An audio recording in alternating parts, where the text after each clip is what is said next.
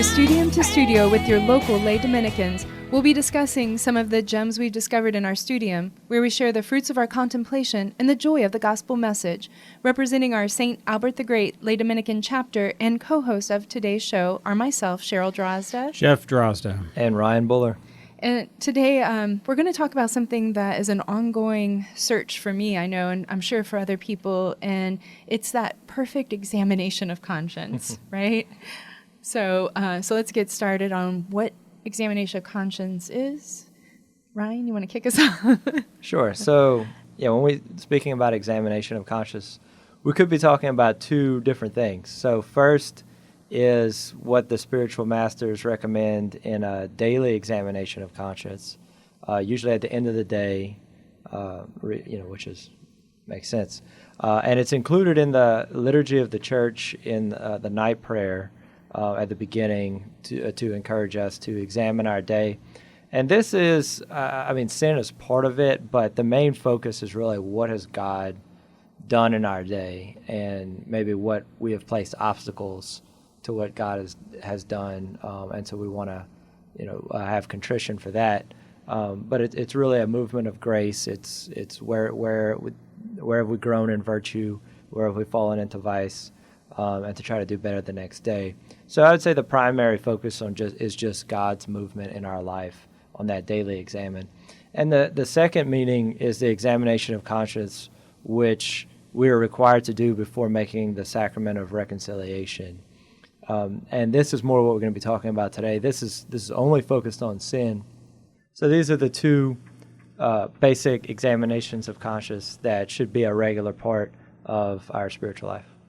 And even though we're going to be focusing on that, just want to make sure that we do touch on that daily examine that I have trouble with. As a mom of 8 and get through the day, I'm good at waking up in the morning, but at night, sleep calls. And in the middle of comp line, I'm usually ready to fall asleep. And so that daily examine is difficult for me, but it is what can help us to prepare for this examination, the full examination where we go before confession.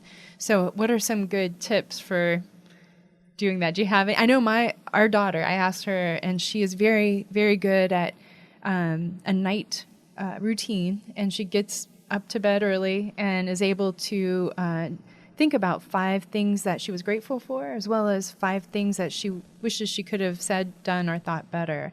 And I think that's great. I admire that, but I don't have that discipline, I guess. I have not been successful as well on that. The times I have done it, I will say it does help when you go to examine for the sacrament.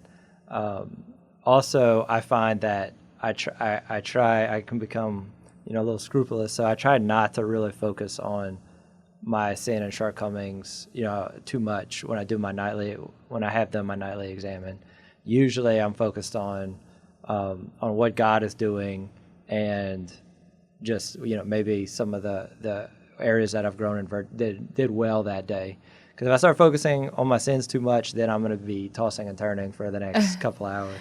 So those of you who go right to sleep as soon as your head hits the pillow, the immediate nighttime examine could be moved. I mean, there's no church law that says you can't do it a little bit earlier. And maybe on your way home from work, on your way home from picking up the kids, on your way home from something in the afternoon, late afternoon, early evening. Turn off the radio and some quiet time on maybe up until that point in the day. What could you have done better? What did you do well? And where was God in your life? Yeah, I think it's helpful too, especially in our day and age where anxiety and depression are so common, and there's such an awareness of mental health issues. There's been a great effort, I would say successfully, to take away the stigma of mental health. But sometimes we can get caught up in sort of just the modern jargon and forget that the great tradition of the church helps us with that. And the examination of conscience is, one of, if not the primary means that the church has traditionally helped the faithful in dealing with these mental health issues. And so you'll hear similar things in the mental health field, especially in the addiction treatment, 12-step, things like that. People have to do inventory, they call it, take an inventory of the wrongs they've committed. And there's some step, I forgot what they call it, but you have to make amends. I think they call it making amends. So, is really, it's a good an analogy, and also, not an analogy because it's real. It's kind of the same thing as confession. But it goes to show that like these addictions cannot be overcome without this method. Like, this is how we were built as human beings. This is how we're made to heal from these wounds and to get over these addictions to sin, the same way that people with addictions to alcohol or drugs or other things, they have to use the same means because it's just built into us, and the church's tradition speaks into that. Because you have to acknowledge it.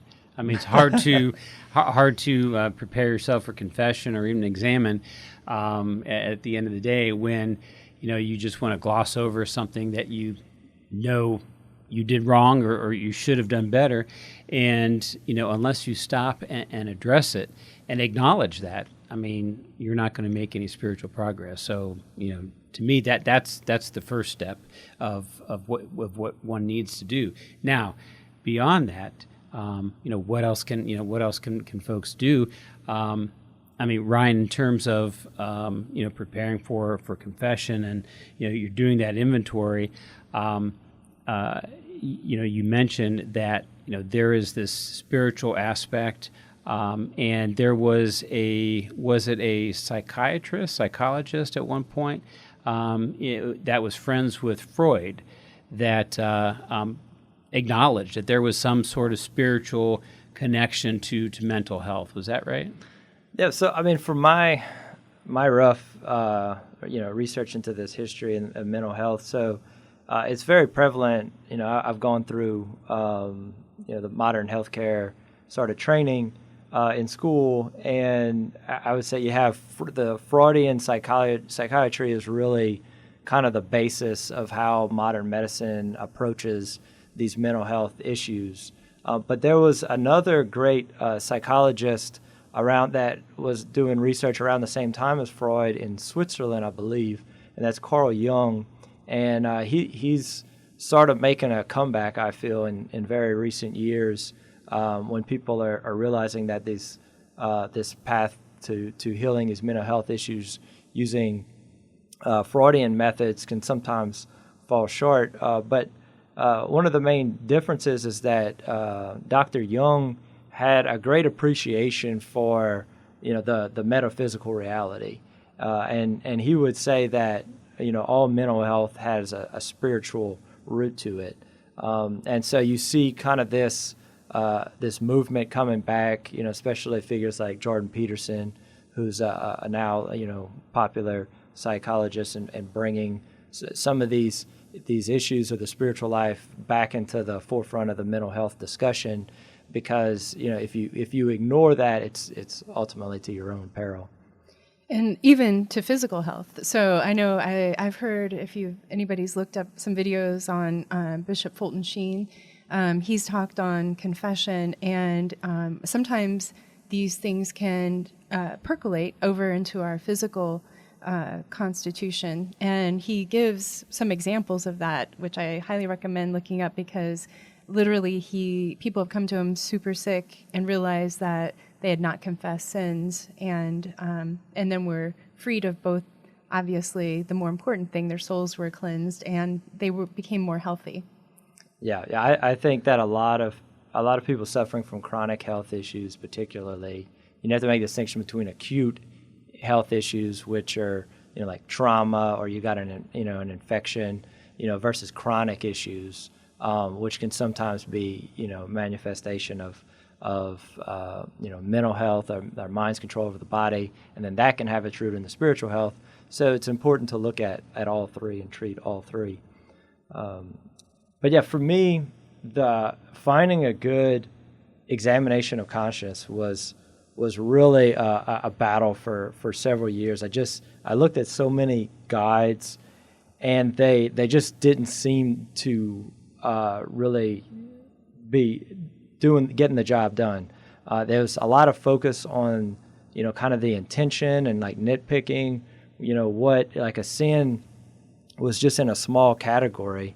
And I felt like, I realized like I'm falling short in a lot of other ways. And so after years, I was able to find a couple of examinations, which, we'll mention later on, some good resources, but that really help to dig deeper beyond these surface level sins. So before it was, I hear the spiritual master saying, okay, you need to make a confession, at least once a month. And then, a lot of them would make confession like every week or every 2 weeks. And I'm thinking like, okay, well, if I'm using these guides that I have, usually based off the 10 Commandments, and that's all I have, like there's nothing if I'm going every week, most weeks, there's none of these obvious surface level sins or what we call mortal sins to confess. So what are these souls that are really growing in the spiritual life, really reaching a higher level of holiness? What are they looking at? What are they talking about in the confessional? So that's something that stuck with me for years, and I've wrestled with. And so I see that once we get past these surface level sins, we have to look deeper. We can't just wait. If you just wait long enough, eventually those smaller things that you don't see are going to multiply, and then they're going to lead to greater sins, and then you're going to be able to really see them and focus on them. But I didn't really want to just wait till my sins got worse before going to confession. I wanted to seek out these deeper root causes of sin. And I see the same thing. People often will express frustration in committing the same sins over and over. And you hear priests talking about that too, having people coming to confession and they get frustrated committing the same sins over and over. And that too can benefit from not treating the root cause. Just like when we look at, diseases, if you're treating the symptoms and not the cause, you're not experiencing true healing. So that's, it's an analogy for the spiritual life. If you're just waiting till the superficial cause, the symptom gets bad enough and confessing that and never going deeper, then you're never really healing, never fixing the problem. And you mentioned root causes. Father Gerardo Lagrange, one of the great Dominicans, in his book 3 Ages of Spiritual Life, and he talks about something that's called the predominant fault. And the predominant fault is that defect in us that kind of tends to prevail over others and over our manners and feelings and judging and willing and acting. And what it is, it's what I call, it's like a trigger. And it's something that each individual really needs to identify, what that is. Obviously, kind of pride stems from, it begins with all sins. Pride is the root for all sins. But in each of us, peeling that onion back, there's going to be something that's going to be a trigger, and it's something that is in us. And if we don't identify that and address that, that's when we find ourselves, whether we're going to confession every week, every month, we end up confessing the exact same sins. And so, in his book, he references Matthew, where Christ explains that the enemy is the devil, who seeks to destroy the work of God by creating a disunion among those who, in a holy manner, ought to collaborate in the same work for eternity. So in terms of how we talk about mental health and how we interact with others, is really important that we address this, because it also be recognized and kind of rear its head in terms of temptations that the enemy arouses in us, and it's going to be that frequency. It's going to be that is so if you identify what that is, that's what you need to combat. And even some of the great saints, they had to do that themselves on a very frequent basis.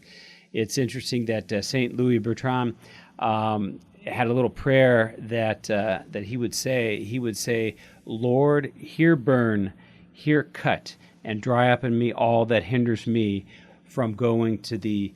And that's what we need to do. We need to address that. And if we need to burn it, if we need to cut it, then that's what we have to do. Yeah. So speaking of identifying that root cause, I really want to focus on two main mistakes or obstacles that people have when skipping over these root causes and not getting healing from that. So the first obstacle, I would say, is a focus just on what we're being punished for or what we're culpable for. So this, is just the sins that are directly offending God, and ignoring our sort of imperfections and other things that we need healing from. So an analogy would be if you're like just moving really fast, doing something, and you swing and hit somebody, your first reaction is gonna be, "I'm sorry." Well, did you purposely hurt that person? No, it was just an accident. But you still felt the need naturally to say you're sorry because the situation caused hurt and needs healing. So when we misunderstand that the sacrament is a sacrament of healing and think it's just a place where we go to receive our to get out of our punishment, then we're going to overlook a lot of things that we should be bringing to the confessional. So there is one part of the sacrament that kind of does alleviate our punishment, but most of all, that's not really what the sacrament does. So I just want to go through kind of what the Sacrament of Reconciliation is and what it isn't. So the first thing that the sacrament does is, if we're in a state of mortal sin, it guarantees us that when we confess this mortal sin, that we are back in communion with the church. So mortal sin tells us that we have is our decision to reject God and reject our right to go to heaven. And so we're outside of the body of Christ, or outside of the communion with the body of Christ.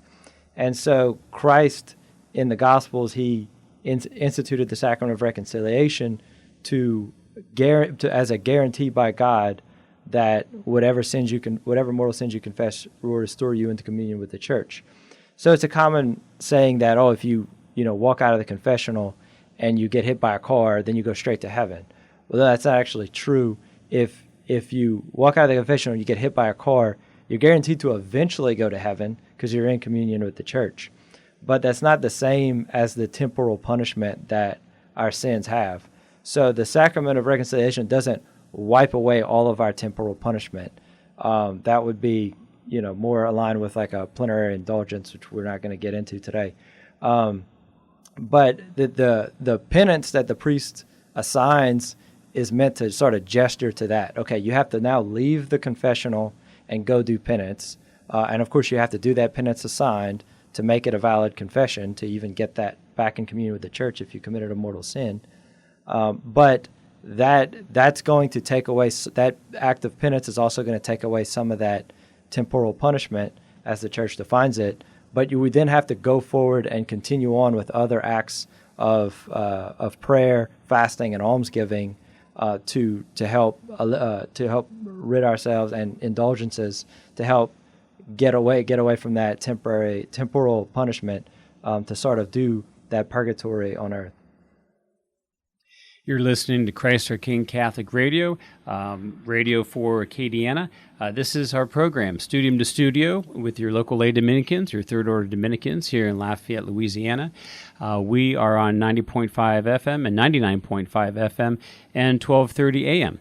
And we're brought to you by Stein Lumber. We want to thank Stein Lumber for their support of our program every week, Thursday at 4 p.m. And today we are talking about preparing ourselves for confession. And for some of us that's easy to do. For others, it's a little bit more difficult, and there are various obstacles that we have to overcome. And Ryan here is explaining what processes that we can use on either weekly, monthly basis when we go to confession, because once again, we need to seek that reconciliation and that healing. Yeah. So, once we get past the mortal sins, the second purpose of the sacrament is like Jeff was saying, is to heal us from the wounds caused by our sin. So, the focus when we do our examination is not just on what we are culpable for. It's not just on our punishment or to remove the punishment. Like we said, confession does remove the punishment of mortal sin as far as it restores us into communion. But more than that, it's to heal the wrongs that we've done, even our imperfections that caused wounds in our souls or caused injury to our neighbors, even if it wasn't out of malice. So that's the second major obstacle to a good examination of conscience, is a focus that's only on acts of malice. So Jeff mentioned Gary Gould-Lagrange earlier, and he says that there are three basic motives of sin. One of them is malice. The other two are ignorance. You can have a sin of ignorance or a sin of passion, where you just got so worked up, you got caught up into something that you committed a sin even though you weren't actually planning on hurting that person or hurting yourself. You just got caught up, and the legal system recognizes that as well. But I find like a lot of guides, or when a lot of people talk about examining their conscience, they really just are talking about malice. And so that if you only focus on malice, well, then you're ignoring all the sins you have of ignorance, all the sins you have of passion, and that can be very dangerous to do. You can obviously ignore and not receive the healing that you need from these sins, and they just sort of those things just keep festering and festering. And when those venial sins fester, they eventually, erupt in some mortal sins. And usually, I mean, not always, but if you allow those venial sins to, I can't think of a better word than fester, then they will oftentimes come and surface as something more, at least a temptation that's more difficult to deal with. Well, it's like our kids, if they haven't gone to confession in a couple weeks and really no more than a month, we will say, okay, it's time to go, and you get that that response, that look, and it's like obviously you haven't robbed a bank this month, we know that, but you don't want those to grow into any mortal sin and when you might be robbing a bank. So they kind of chuckle at that, but I think the point that we try to make with them is that you don't want those to fester and grow. Yeah. So, I would say I recognize the same thing in myself, that I notice when I don't go to confession, I notice a sharp change at about 4 weeks, and then again at 6 weeks, and I got to get there pretty quick, or I'm gonna be sick. So the two guides that I really like for the confession that I've found after much research, the first one is put out through spiritualdirection.com. It's associated with the Avila Institute. I know I've mentioned before on here. And their guide is called A Deeper Examination of Conscience and the 7 Deadly Sins. So this focuses on the 7 deadly sins, or the 7 capital vices, as defined by St. Thomas Aquinas. And so these 7 capital vices are themselves the root of all sin. And so every sin kind of falls into one of these 7 categories, if you will. And so this examination does a great job, in the examination itself of looking at all these, smaller sins that go down from these 7 capital vices. And focusing on these vices can be easier, I find, a lot of times, than focusing on the 10 Commandments to jog our memory and make us, think of other sins that we may have missed. What I also like about this examination is that in the prayers, especially, the act of contrition that we have to pray at the end, it even acknowledges this difference of imperfections and sin. And so in the act of contrition for those in the Illuminative or Unitive way, which if you don't understand that, it's okay. We're going to sure do a show when we ever finish that book. But it's just to say that if you're not in a cycle of mortal sin and you make a confession, you are focusing on these imperfections that may not even be technically sins. They may have just been accidents because of our own human weakness, but that we can still receive healing from and become more perfect, which is our ultimate goal. And so the second examination is from our very own diocesan priest, Father Bryce Sibley, which I just happened to see at going to Our Lady of Wisdom Parish. They have some little brochures, but I was very excited to find that this is actually available online through the Abide Conference, the Abide Women's Conference website. And so this is an examination of conscience according to St. Paul's Hymn of Love, which is 1 Corinthians 13, which you may have thought was just for the sacrament of matrimony, but no, as Father Sibley points out, this is a phenomenal examination for the Sacrament of Reconciliation. And so he takes all these different attributes of love, these 13 attributes that St. Paul points out, and sort of flips that. Okay, well, where have you not been living up to these 13 attributes of love? Where has love been absent in your actions? And that is also another great examination tool to go deeper.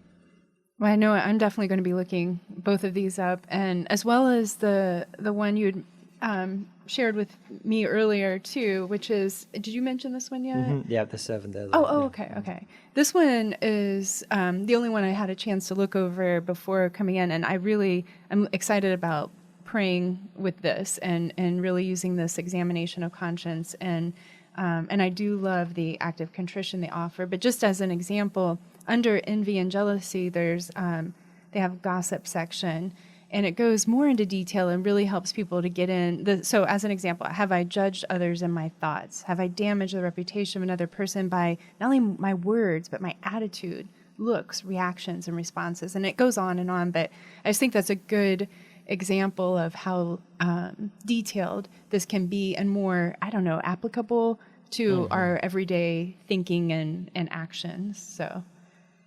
Yeah, I like that it brings awareness at certain patterns and certain contexts that we get caught up in. It brings to light certain relationships we have that may be bad influence, and especially this idea that the church teaches to it's a sin to put yourself in the near occasion of sin, which is something great to meditate on as well when we're doing an examine. And it does a great job looking at what are our attachments. So these are, similar to when we talked about addictions earlier. These attachments to venial sins can be very, very damaging to our souls. But yeah, I think those two are a great starting point. I've also sometimes I'll examine just based on, the golden rule in the gospel, treat others like you yourself, keep God first and then treat others like you want to be treated. Just to, sometimes just to simplify things, it's easier. But yeah, the main points I wanted to make today is just remember that if you're doing examination, if you're in a state of mortal sin, then the goal is to get back in communion with the church. But if you don't have a mortal sin on your soul, confession is still crucial to receive healing for yourself and those you've wounded by your sins and your imperfections, and to not just get caught up in what we're culpable for and what our punishment's going to be, but in everything that's causing any kind of harm to ourselves and those around us. And with the examination of conscience and with the sacrament of confession, that's how we overcome the temptations that we have. So, take up that fight, take up that armor, and fight in the spiritual warfare that we're engaged in right now. And remember to stand firm in the absolute truth, Jesus Christ, because only the truth bears grace. Lived through time, passed through fire, broke my heart, wounded desire, changed my life, fixed the past, stared at death, and it stared back, standing fast in the light of the word. A shotgun blast was the last thing I heard. I rattled in the wind like